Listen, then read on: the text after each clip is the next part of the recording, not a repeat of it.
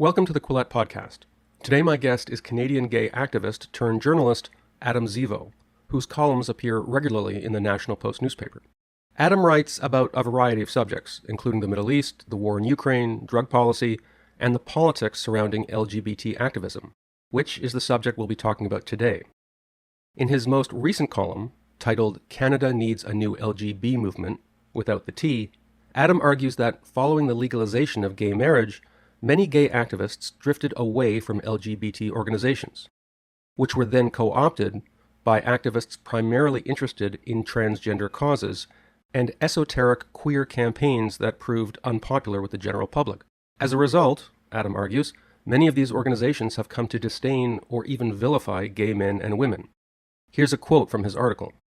Cannibalized from the inside by gender radicalism, the mainstream LGBTQ movement came to insist that biological sex is somehow irrelevant to orientation.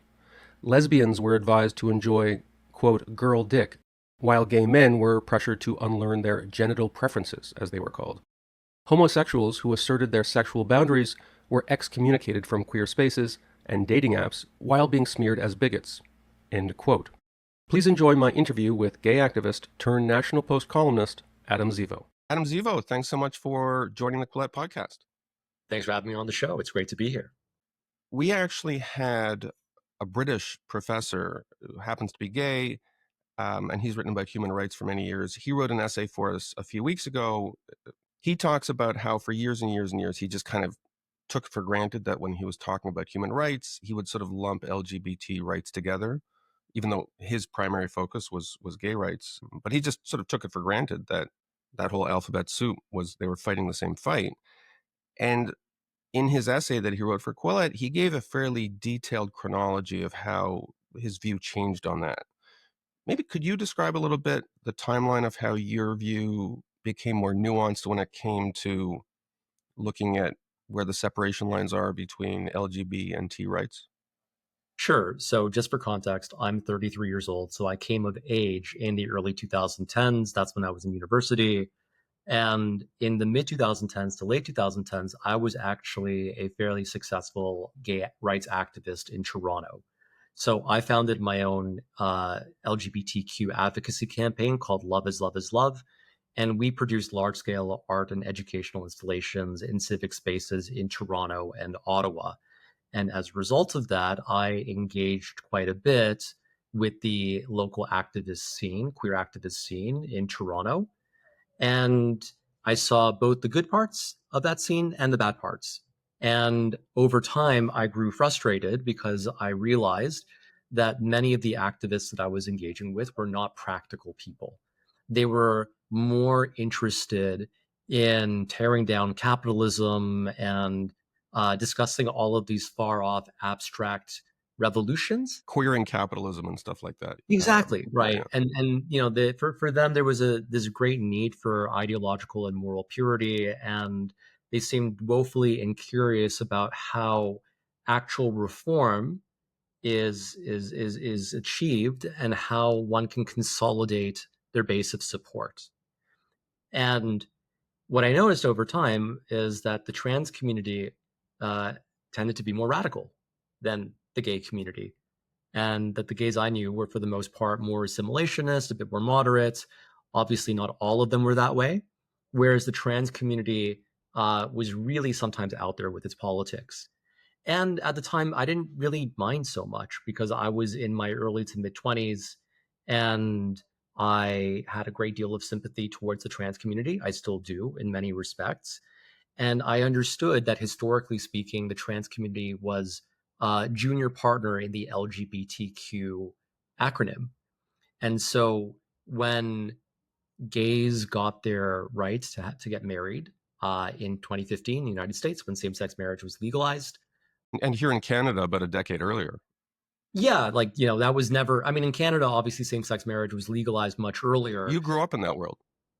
But yeah, I mean, I did. But at the same time, when I was in high school, when I was in university, I was, you know, refreshing Wikipedia sometimes, checking Wikipedia every once in a while to see which new country legalized same-sex marriage, right?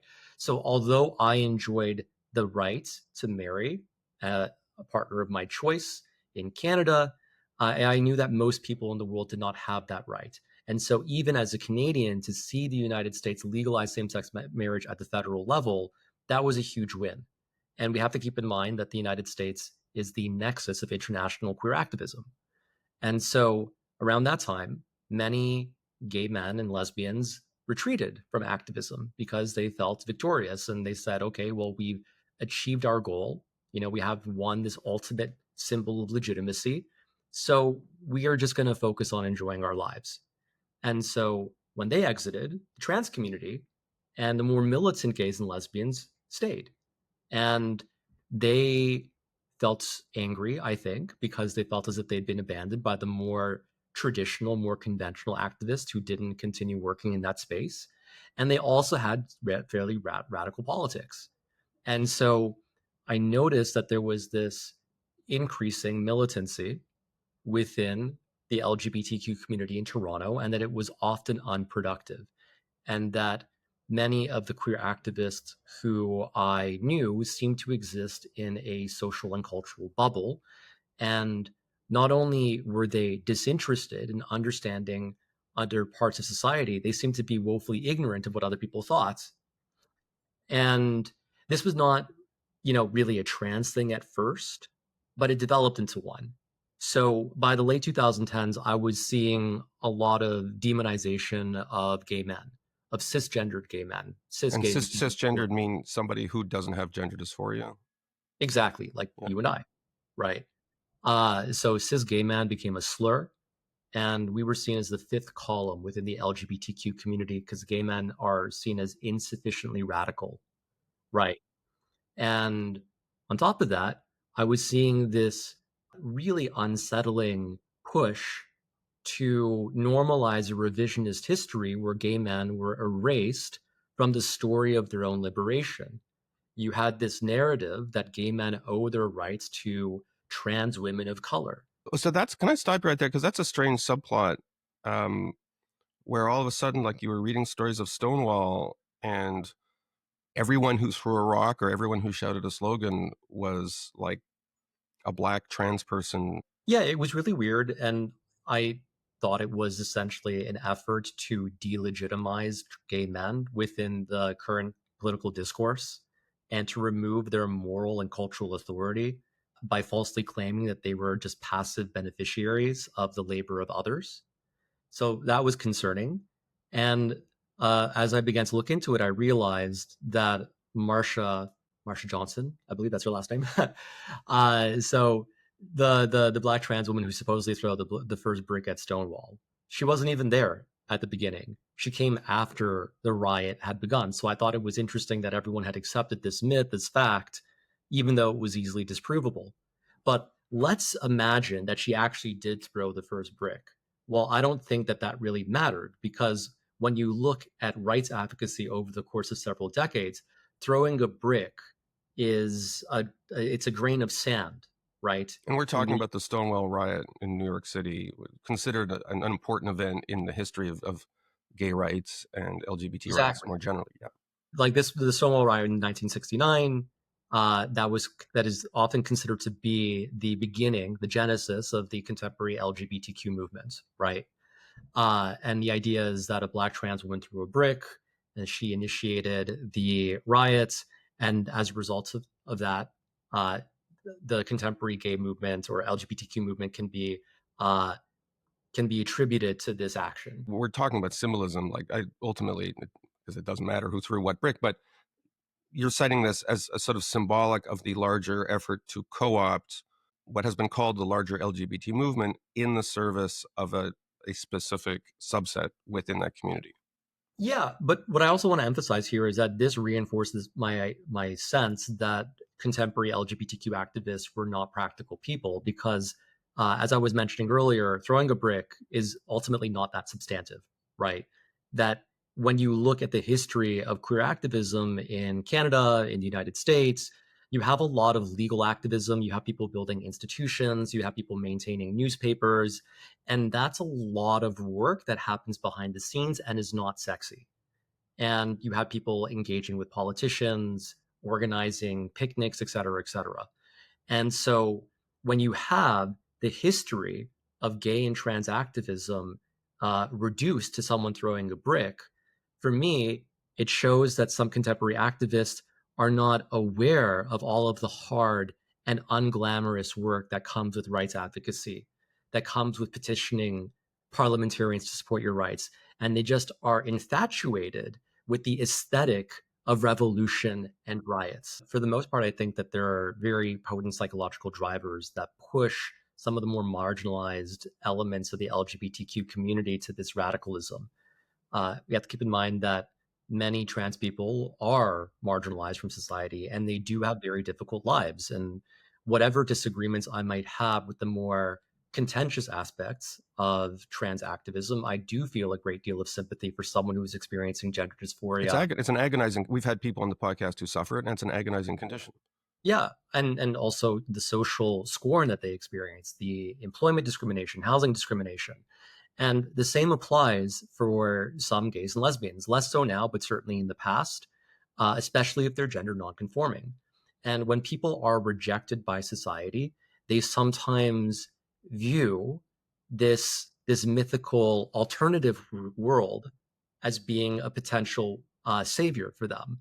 And this is something that you see even with religion, right? Where you have some people who have failed abjectly in society, feel ostracized, feel weak, and then they become religious fundamentalists, right? Because they have this idea that if they bring heaven onto earth, that all of the pain that they experienced in the current world can be erased.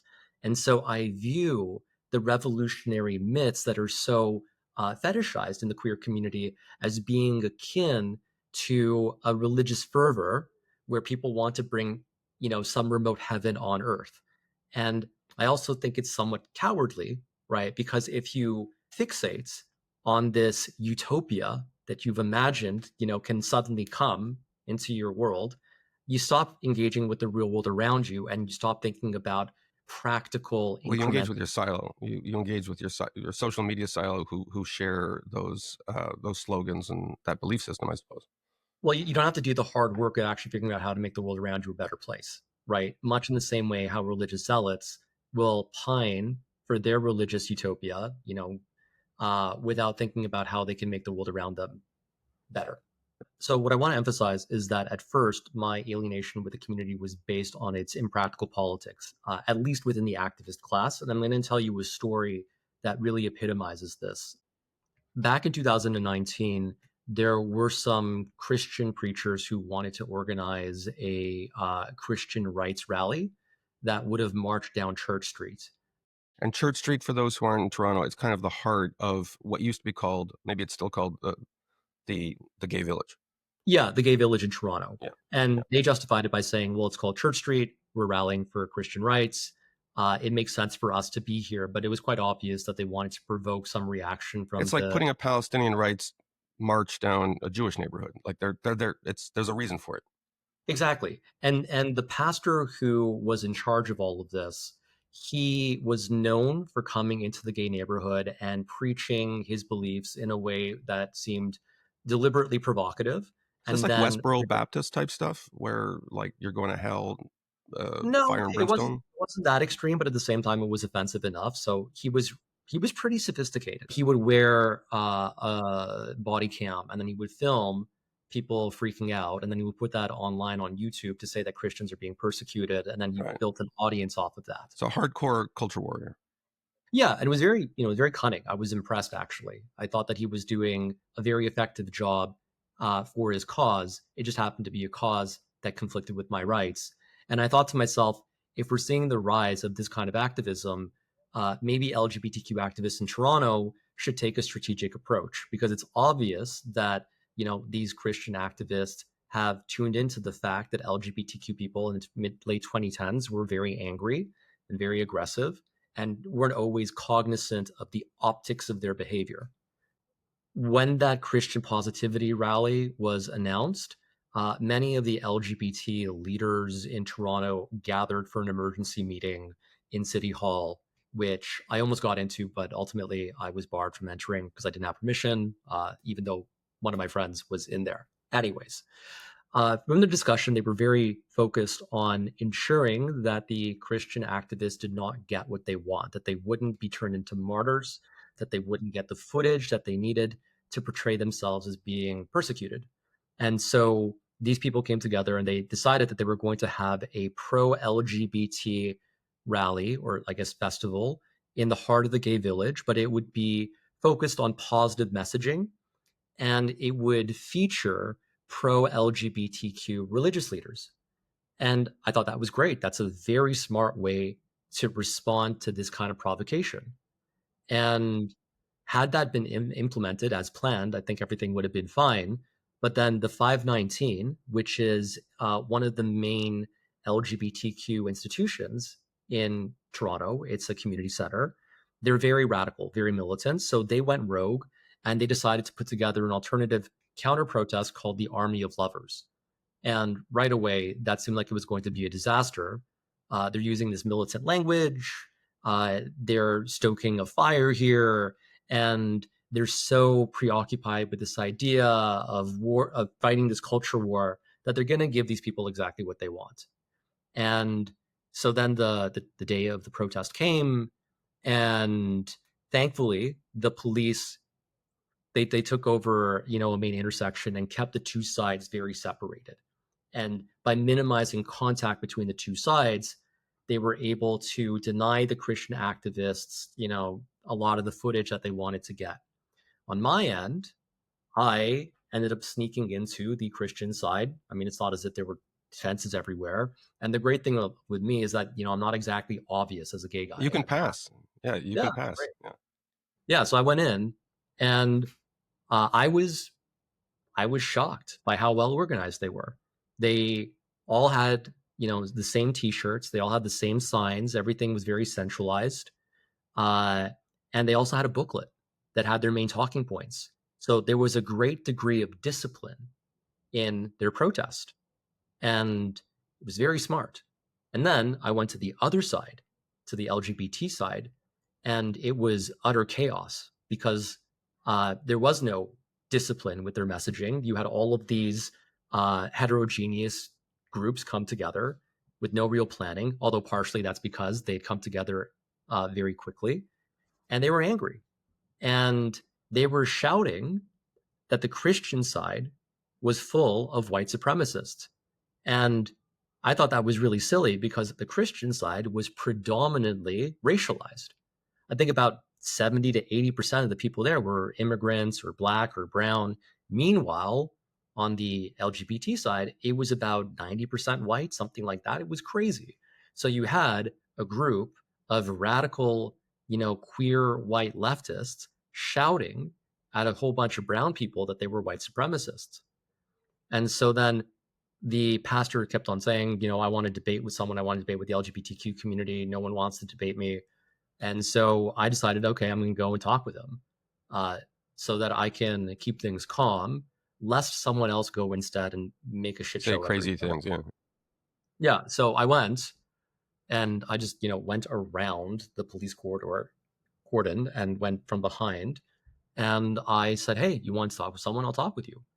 And so it was like a game for me. And the game was, if you break face, if you show emotion, if you get angry, you lose. It was interesting engaging with him because he asked me to justify a few things that were rather self-evident. Like I said, well, evangelicals often fund anti-LGBT movements around the world. And he said, well, how do you prove that? And I said, well, I just came back from Taiwan where that was a thing, because I'd just come back from Taiwan where that was a thing. But it was interesting. And I ended up, eating up a lot of their time and cooling down the space for a bit. And then he began to claim that the police were using double standards because I had gone through the cordon, he said, and they weren't allowed to. And I said, no, I didn't go through the cordon. I literally just walked around. And then he said, oh, well, let's do that too. And then the entire protest started to move. And I was like, oh, did I fuck this up? Did I give him an idea? But I feel like they probably already knew they could just do that anyways. And we're just looking for a pretext. Or at least I would like to believe that. But anyways, they posted the video of our engagement on YouTube afterwards. It got like at least 50,000 views, something like that. And I looked at the comments, And most of them, of course, were negative because that's what the audience is. But I also saw some positive ones, people saying, oh, yeah, this guy's pretty polite, yada, yada, yada. And I realized that, look, that's better than nothing. Having 5% of people, 10% of people respond positively is better than one or two, right? But that's beside the point. The main thing is that after those guys, ended up marching to a different part and ended up being, blocked by the police elsewhere, the army of lovers, they marched back to the center of Church Street and they felt victorious. And they said, oh, we've stopped them from marching in on Church Street, but we've scared them away, et cetera, et cetera. And I was looking at them and I thought, you guys missed the point entirely. The point wasn't for them to march down the street. The point was that for them to make you look like assholes. And although the police kept you separate to a certain extent, they got what they wanted. And at that point, I realized that because the queer activists in Toronto had totally missed the point here, that this was going to grow and to become a bigger thing. And I could perceive at that time the backlash that was going to ferment and the avenues of attack that were already coming together. And I began to warn my friends. I said, if we continue with this militancy, if we do What year not, was this? What year was this? 2019. 2019. Okay. Yeah. I said, look, if we continue this way, there is going to be a backlash. It is coming. I don't know exactly when it's coming, but it is inevitable if we continue with this militancy where we do not consider our optics and where we permit and in fact celebrate people being so rageful in a way that can be easily manipulated. Lo and behold, by the early 2020s, that's what happened. And by 2023, you have this backlash, and now we're in the midst of it. And at the time... Can I ask you about that? Because you've written columns for the National Post about survey data showing that, putting aside trans rights, support for LGBT rights has gone down. The theory is, and I guess it's impossible to know definitively, is that in the public consciousness, LGBT rights are one bundle.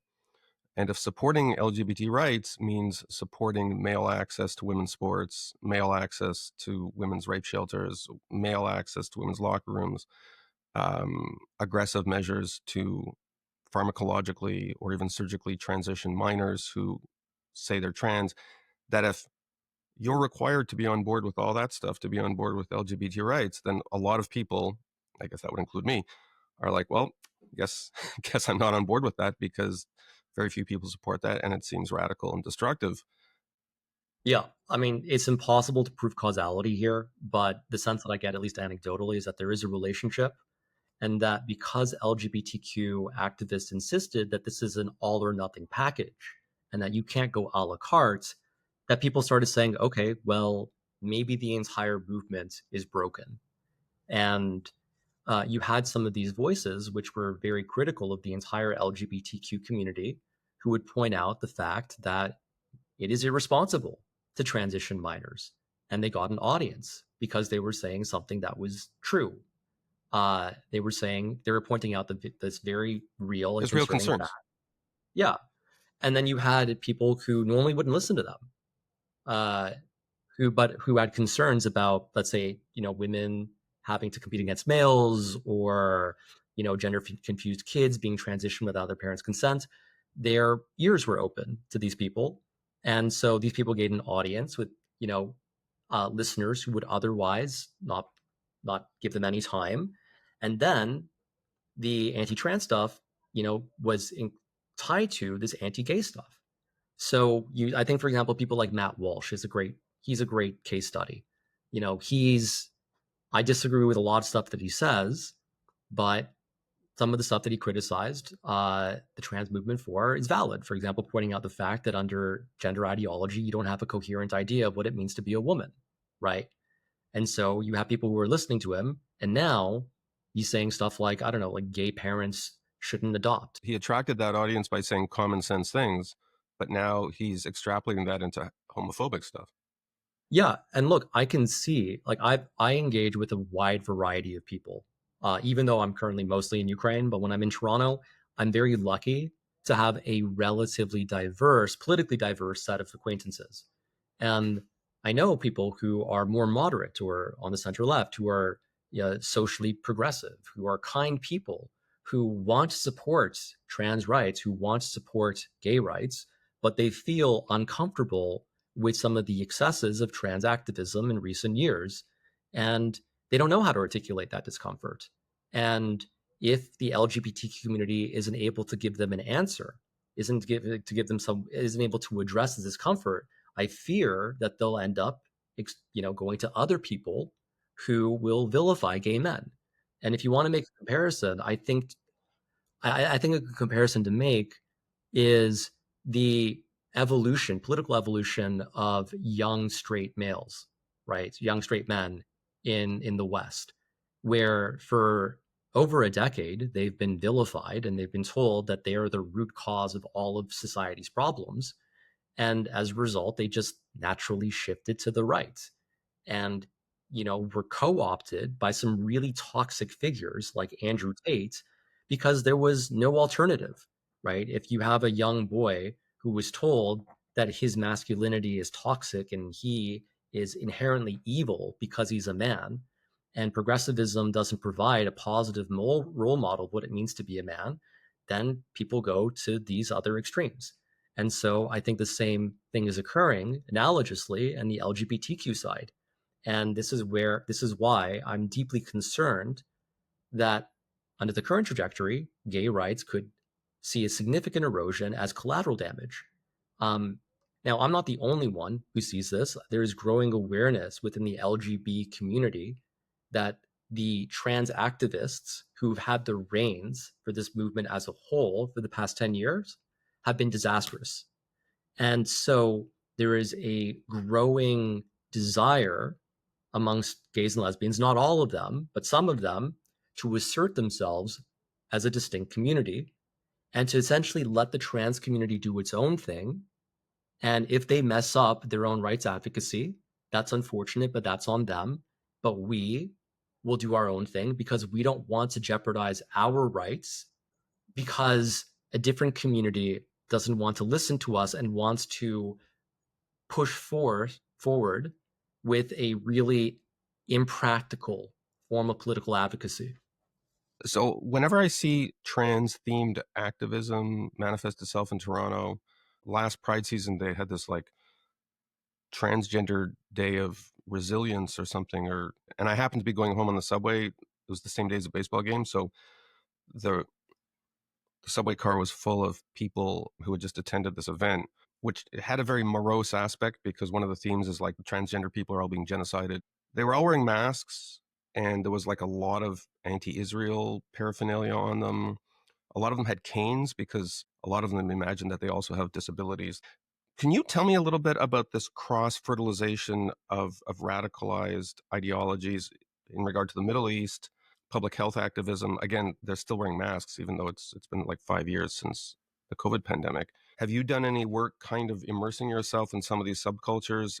Well, I mean, I wouldn't be able to visit some of these protests as easily as I could visit the Christian one because at this point, I'm fairly well known, and I am not liked in these And queer. you look more Christian than trans, I have to say. Um, Yeah, and yeah. to be frank, I just wouldn't want to get assaulted by an Antifa or anything like that. Not that that would be, probable, but it would be possible, I Wait, you're think. more scared of being assaulted by Transtifa than by the Christians? Yeah, actually, interestingly enough, going back to that 2019 story, And Transtifa is because a term we use for kind of Antifa types who, at least in Seattle and Portland, have kind of morphed into a pro-trans movement, strangely, like without, yeah, yeah. well, like back in 2019, I was already known as like a centrist or center right gay because I had like the entire gay community on my Facebook, And that's and that's bad. Wait, that's bad yeah, in it's that bad. For world. example, I would argue, for example, that it was foolish to cut ties with the police because minorities generally should have good relationships with powerful institutions as a form of self-preservation, right? And so I think I was called a fascist multiple times because of that. And so already the far left did not like me at that time. Obviously, that relationship has only gotten far, far worse And one since of the then. subplots here is that in Toronto as elsewhere, there was all this agitation to keep the police out of Pride events because they were Yeah, seen as fascist and so forth. repressors. Yeah. Right. Yeah, but so already back in 2019, I actually, in that protest, I experienced some harassment from some Antifa members on the LGBT side, Because they which was recognized odd you.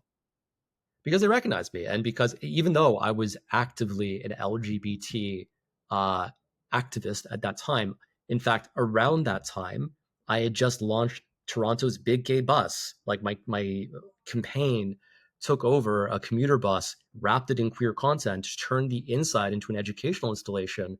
And that was not enough to satiate some of these Well, radicals. because I The guess in fact, their mind it's like a Menshevik bus, whereas they wanted a Bolshevik bus. yep, like I was just insufficiently radical. And no matter what I did for the community, I was still treated with hostility, which, okay, fine. So if it was that bad in 2019, I can't imagine what it would be like today. I don't want to be, self-aggrandizing or some narcissist. I don't want to say that like, everyone knows me, but there are enough people who know me that I would be concerned. Toronto can be a small town in that kind of context. Yes. And it only takes one person, to start whispering into other people's ears for your safety to be compromised. But yeah, I can't speak to the intersection of the trans community and Palestine and masks. I mean, I have a broad sense of why that is, but I don't want to get into it because it's overly complicated. But what I want to talk about here is this performative disability, because that actually gets to a really interesting uh, trend here, where You know you what I'm seem to have, talking about, right? Where the canes and the affected limps, like the oh yeah. yeah. See, this all goes back to Tumblr culture back in the early 2010s, right? And this is kind of like the core of why we've seen a radical transformation in the nature of the trans community. Look, in the early 2010s, there was this really popular site called Tumblr, which acted as an incubator for the far left politics that will eventually spread into university It campuses and was take over. video diarizing, a lot of kvetching, very lachrymose, and talking about one's own oppression and sense of alienation. It was big themes on Tumblr, Yeah, and it was very, very left. and very And dark. There's a very dark aspect to it. it gave people a sense of community, and it became this really powerful incubator for far left culture. And there you saw the rise of people who perceived victimization as a form of social status. And And rightly so. I mean, they, in a way, they were on the vanguard of this movement. yeah, I mean, they had created a little niche where being disabled, being oppressed, was very much something that put you higher on the hierarchy. And so, I knew a few people around that time who were on Tumblr back in university. One of my friends who had met from high school began to walk with a cane and was performally disabled. They ended up identifying as trans afterwards. They were autistic. They really, really fell into that stereotype. Looping it back to the trans thing. So historically, trans people have had a fairly consistent pathology if you want to talk about transness from a medicalized perspective. So most trans people were natal males, and they exhibited gender dysphoria from a very early age, from 3 or 4, and that gender dysphoria was really consistent. And by the time they're 15, 16, 17, they're still dysphoric, and you can tell at that point that, yeah, this kid is probably trans and they're probably a trans adult. And I think that for a while, that was people's conception of what it meant to be trans, that you had these traditional transsexuals. And I think that for the most part, people feel a great deal of sympathy, or most normal people feel a great deal of sympathy and understanding for this population, uh, because it seems like it really sucks to be perceived to be born in the wrong body. And then, though, in the 2010s, you had a new kind of trans population arise. And these were kids who were 13, 14, 15 years old, who had no history of gender dysphoria and who abruptly began to self identify as trans along with their friends often. And many of them had mental health comorbidities. So they were autistic or they were bipolar. Uh, OCD is a common comorbidity. yeah, or they'd experienced horrific trauma. So you had young girls who had been sexually assaulted suddenly identify as men. And so you had this population that seemed to identify as trans as a way to escape from their trauma or to deal with their other issues, or because they felt that being trans would make them normal in some sense. Well, they reinvent themselves, and they, if you have a new name and a new identity, this is one of, I think, the fixations on stigmatizing dead naming, because part of the idea is that you're creating a new person and you're distancing yourself from the trauma, and maybe in some cases homophobia that you experienced, right? Because if you're gender nonconforming, you might have been um, abused homophobically, and the idea is, well, I'm creating a distance between it. But from my perspective, it seems, ironically, the movement itself seems homophobic, because if the person is being harassed or bullied because they're effeminate, they're a boy, and you say, "Oh no, don't worry, those days are behind you. It turns out you're a defective man. You're actually a woman." Like that. That to me is a homophobic impulse. Uh, Yeah. so And interestingly enough, so there was a gender clinic in the United Kingdom called Tavistock. Well, it was actually like that's the name of the institution that was based in. It technically has another name, but everyone just refers to it as we've Tavistock. we've we've written about it many times, but yes, please talk about it. Yeah, of course. And that clinic was eventually shut down after it was discovered that they were providing grossly reckless and inadequate care to the youth who passed through, and that kids were basically put on hormones and on a medicalized transition pathway, even though it was quite obvious in many cases that they were not genuinely trans and that there were other things going on. For example, young autistic boys saying that they were Asian women, but internalized Wait, homophobia. sorry, back up. So young white autistic boys, presumably after consuming A lot of too many anime. too many video games, too much anime, too much manga, decided they were not only female but Asian. Yeah, so there's a really great book on this called Time to Think by Hannah Barnes. So Yeah, she's of investigative journalist. Times of London reporter, I think. Yeah, she's great. And so she interviewed about 60 clinicians who had worked at Tavistock and was able to reconstruct where everything went wrong.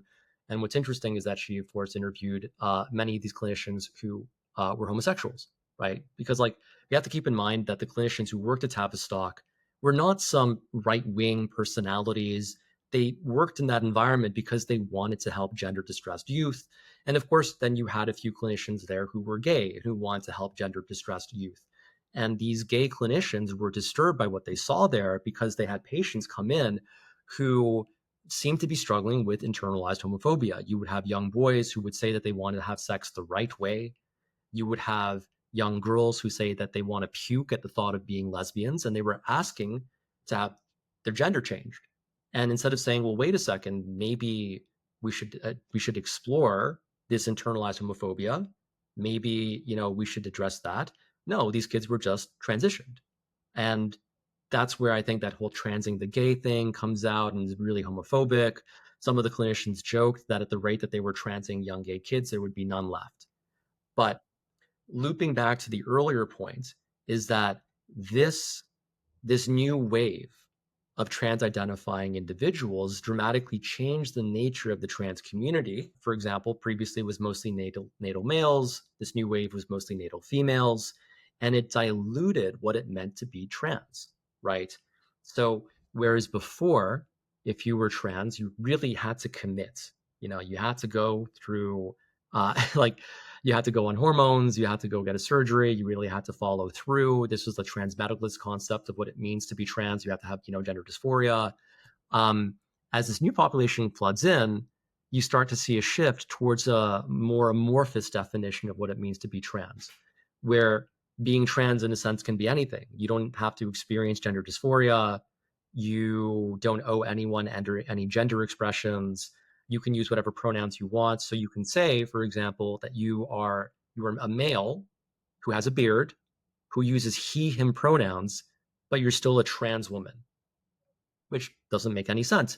And so essentially, um, because the definition of transness became so, you could say, unregulated, right? And so vague, it became really easy for people to latch onto that identity and abuse it for social capital within the spaces where oppression is seen as a virtue. And so I think that many of the people who self identify as trans and who attend these marches are maladjusted individuals who are using various forms of oppression to gain some level of status within the circles that they operate in. And I think that their performative uses of canes, their performative fear of COVID, and their self declaration of transness, often without any medicalized transition, all stems from the same psychological roots. I think a lot of them sincerely believe they have these conditions. And it becomes a kind of idiom of expressing pain or expressing your alienation from society. It becomes a kind of vocabulary for expressing things that, when you're a young adult, are very difficult to express, about why you don't feel loved or why you don't feel respected or admired, or on social media people ignore you. And it becomes a kind of language of pain, um, that has a deeply political aspect, and which you may buy into 100%. It's not necessarily cynical. It's just that this is an available language that people are buying into. But I can see why, for somebody who's gay and, I don't know, fairly happy to be gay and has a gay community, and like this language is impenetrable to them. It's the language of a completely different culture. Yeah.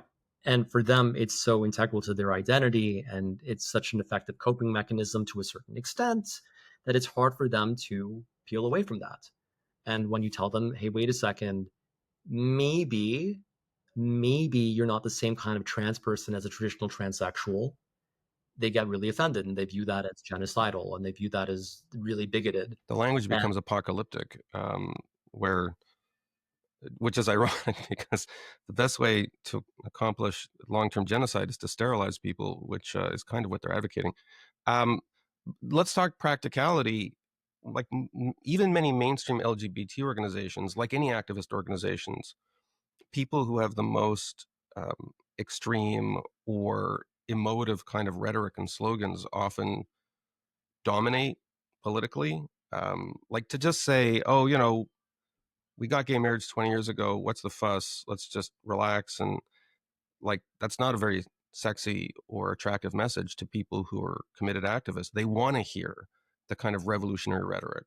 No one is free until everyone is free, including Palestinians and trans people and queer people and non-binary people. And we need to reimagine the family, and we have to reimagine capitalism. We have to smash this, and we have to smash that.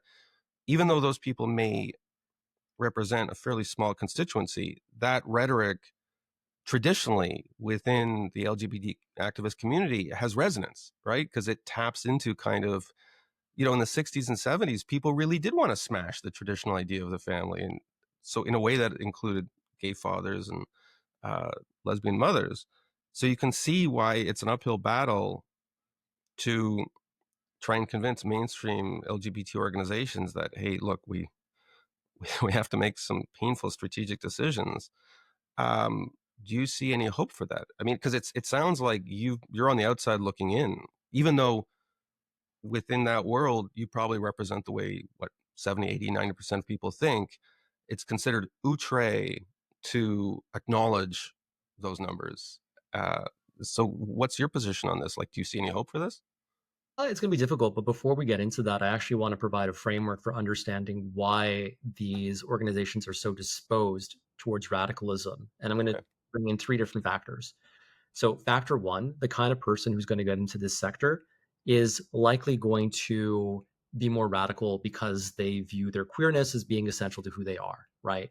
Like, for example, if you just think that you're incidentally gay, or if you're just, trans and you just want to blend in, uh, it may not matter for you so much to go and work in a gay community center. Uh, Nonprofits don't exactly have the best pay versus someone who thinks that their entire identity is defined by their orientation or their gender identity. They're much more disposed to get into that space. And a person who defines themselves by their identity is more likely to be radical in their social beliefs. So that's factor number one. Factor number two is that there's a great deal of social and moral capital that comes with being a crusader, right? Mm. And so I think back to the 519, where at the apex of LGBTQ acceptance in 2019, 2020, 2021, they somehow became even more radical and they were catastrophizing everything around them. They acted as if they were permanently besieged.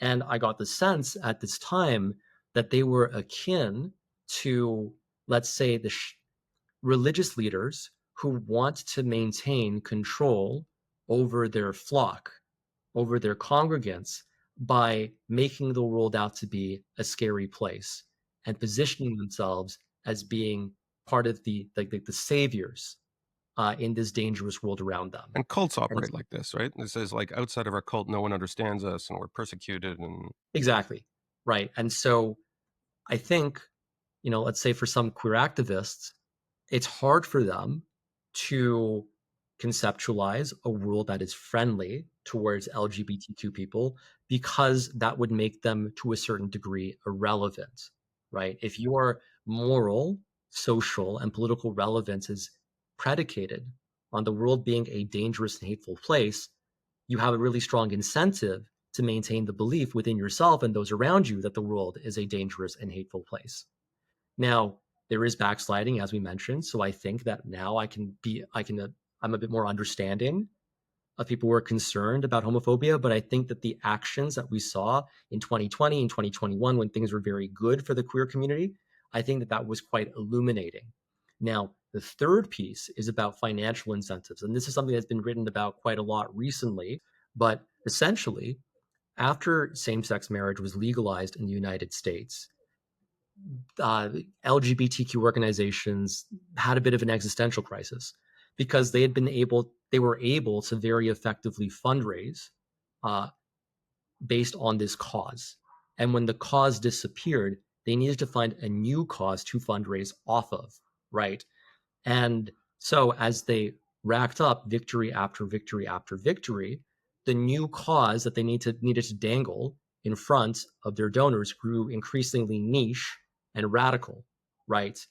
And so for us to tell these organizations that they need to be a bit more moderate, well, we are in a sense robbing them of their most effective selling point for their donors, right? And we're endangering their financial health. Now, we could say, for example, that these organizations should focus on providing basic social supports for the queer community.